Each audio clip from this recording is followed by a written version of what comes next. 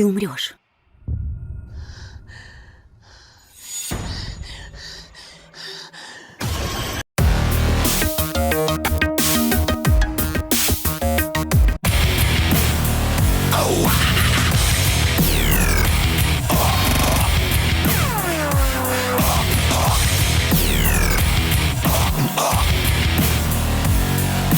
Drowning deep in my sea of loathing, broken your servant I nail. Being given to me, it seems what's left of my human side is slowly changing in me. Oh.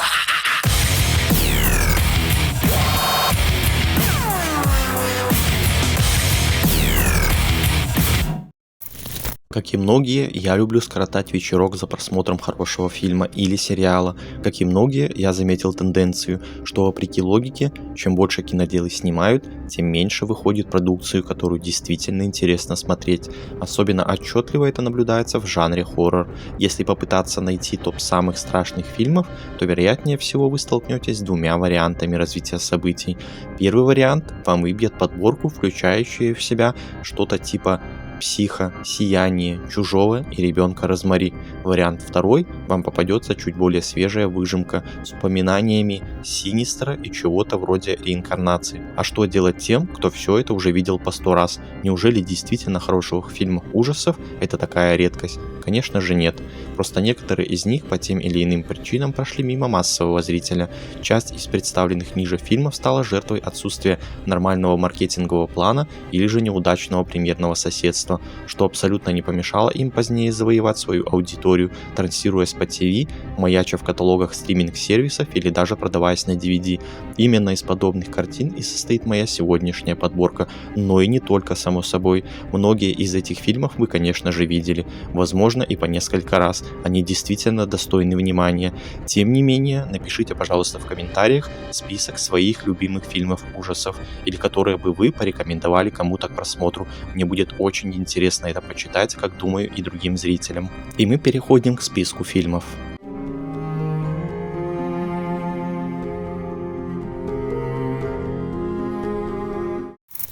Начинает нашу подборку фильм «Мгла» 2007 года. На небольшой американский городок обрушилась буря, люди остались без электричества и телефонной связи, а потом окрестности начал окутывать густой белый туман. В это самое время, не обращая внимания на происходящее, примерный семьянин Дэвид и его 5-летний сын отправились в супермаркет, замечая по дороге необычную активность полиции. Очутившись в магазине вместе с группой горожан, они с ужасом поняли, что в тумане обитает что-то страшное. Стены супермаркета становятся их укреплением от таинственного нечто. Люди боятся выйти на улицу, потому что белая мгла поглощает всякого, кто решил помериться с ней силами. Пункт назначения. Американская франшиза в жанре ужасов, включающая 5 фильмов, 2 комикса и 9 романов.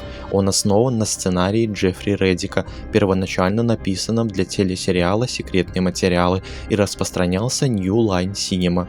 Все 5 его фильмов разворачиваются вокруг небольшой группы людей, которая избегает неминуемой смерти после того, как один человек, главный герой, видит внезапное предчувствие и предупреждает их о крупной катастрофе, которая вот-вот произойдет.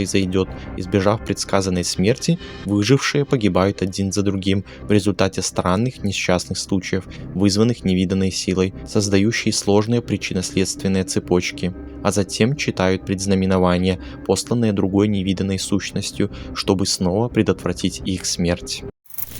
14.08 2007 года. Фильм 14.08 снят по мотивам проходного рассказа Стивена Кинга «Литературные рыбы», которую он собирался использовать для примера в своем руководстве «Как писать книги», да так и не использовал, а сунул в аудиокнигу 2000 года «Кровь и дым». Сюжет строится вокруг нехорошей комнаты в странном отеле. Стены обшарпаны, в номерах нет Wi-Fi, а под кроватью комнаты 14.08 таится невыразимое зло. Провести ночь в этом негостеприимном заведении отправляется писатель Майк Энслин, он же Джон Кьюсак.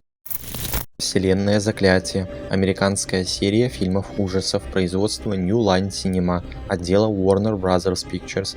Фильмы представляют собой кинематографическое описание случаев из реальной жизни Эда и Лоррейн Уоррен, охотников за паранормальными явлениями и участников спорных происшествий, связанных с известными случаями паранормальных явлений. Основной ряд повествует об их попытках оказать помощь людям, которые сами одержаны духами, в то время как спин-офф фильмов делают акцент на истоках некоторых существ, с которыми столкнулись Уоррены. Собрав более 1,9 миллиарда долларов сборов, серия превзошла результаты других хоррор-серий «Пила» и «Оно».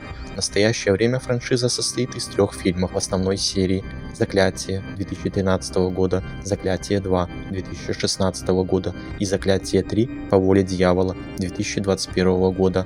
Сюжет каждого фильма вращается вокруг одного из многих известных паранормальных случаев, в которых Уоррены были в составе команды исследующих. Первый фильм описывает случаи семьи Перрон, которые оказываются ввязаны в тревожные события в новоприобретенном доме на Род-Айленде. Второй фильм базируется на спорном случае полтергейства в Энфилде, вкратце ссылается в начальной сцене на события, которые вдохновили создателей ужаса Амитивилля. «Заклятие 3. По воле дьявола». Фильм является продолжением фильма «Заклятие» и «Заклятие 2», а также 8-й частью вселенной «Заклятие». «Звонок» 2002 года. Рэйчел Келлер, Наоми Уотс, журналистка. Ей выпало расследовать цепочку странных смертей, постигших нескольких подростков, в том числе девочку Кэти. Как она погибла, видела только ее подружка Ребекка, которая теперь находится в психиатрической лечебнице. Рэйчел предстоит выяснить у Ребекки, что случилось и как все происходящее связано с видеокассетой, которую подростки смотрели незадолго до смерти. Кстати, теперь кассета у сына Рэйчел, так что ей придется поторопиться. 6 демонов Эмили Роуз 2005 года. В 1976 году сеанс изгнания дьявола из молодой девушки закончился ее смертью. Священнику-экзорцисту, проводившему обряд, было предъявлено обвинение в убийстве. В поиске справедливости священник изучает историю появления на земле демонов, купившего девушку, и пытается доказать в суде факт существования потусторонних сил и их способность вмешиваться в жизнь людей. Искатели могил.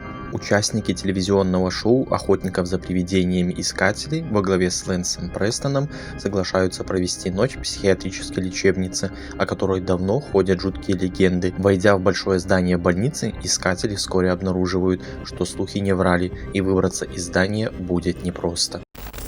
Искатели могил 2. Студент киношколы и начинающий режиссер Алекс одержим фильмами ужасов, особенно нашумевшим хоррором «Искатели могил». Пытаясь найти хоть одного из актеров этого фильма живым, парень приходит к мысли, что все показанное там – правда. Вскоре Алекс начинает получать сообщения от анонима с ником Dead Awaits, в том числе якобы не вошедшие в «Искателей могил» сцены, и, определив местоположение отправителя, уговаривает друзей студентов отправиться на местность и снять документальный фильм. «Зеркала» 2008 года. Бывший детектив Бен Карсон, уволенный из нью-йоркской полиции за алкоголизм, повлекший смерть человека, устраивается охранником ночной смены в сгоревший торговый центр. Его брак разрушен, и теперь он живет вместе со своей младшей сестрой Энджи. Карсон не пил уже 3 месяца, и новая работа кажется ему шансом начать жить с нуля. Во время первого дежурства Бен обнаруживает, что зеркала в магазине необычайно чистые, а его коллега рассказывает ему, что предыдущий охранник был одержим ими. Вскоре герой понимает, что в зеркалах таится зло, которое убивает все, что в них отражается. Паранормальные явления. Мика покупает видеокамеру, чтобы снимать свою подругу Кэти. Ее с 8 лет тревожит привидения, которые однажды даже спалили родительский дом, а теперь в доме у Мики она снова слышит вздохи и шорохи. Прохиндейского вида ясновидящий Фредерикс, подчеркнув в блокноте, делает заключение: демон. Каждую ночь, ложась спать, Мика с Кэти ставят на треножник камеру, и та видит, как ни с того ни с сего дрогнула дверь, и слышит, как по лестнице протопали бесплотные ноги. Ключ от всех дверей 2005 года. Молодая девушка Кэролайн нанимается сиделкой в большой дом, чтобы ухаживать за умирающим стариком. Его жена дает Кэролайн ключ, открывающий все двери в доме. Вскоре девушка обнаруживает комнату, которую ключ не может отпереть. Ей рассказывают тайну дома. Изначально дом принадлежал банкиру, у которого служила семейная чета африканцев, практиковавших черную магию. Кэролайн не верит в магию, но, замечая цепь странных событий в доме, девушка начинает сомневаться в своих убеждениях. «Остаться в живых» 2006 года. Эта картина не имеет ничего общего с одноименным американским сериалом и норвежской франшизой. По сюжету группа молодых людей пытается разобраться, как между собой связаны недавняя смерть их друга и компьютерная игра, которую он тестировал накануне, приятные актеры, часть из которых мелькала и в более известных проектах, и неплохая режиссура Уильяма Брента Белла, а также неплохая история в основе сюжета оставили после себя приятные впечатления, а сам фильм в свое время сумел напугать даже при дневном просмотре. На этом сегодняшняя подборка подошла к концу. Надеюсь, что каждый нашел в ней для себя что-то подходящее. В завершении хотелось бы спросить, а какие малоизвестные и сильно известные фильмы ужасов последних лет, и не только последних, зашли конкретно вам? Что бы вы настоятельно посоветовали другим? Напишите, пожалуйста, в комментариях.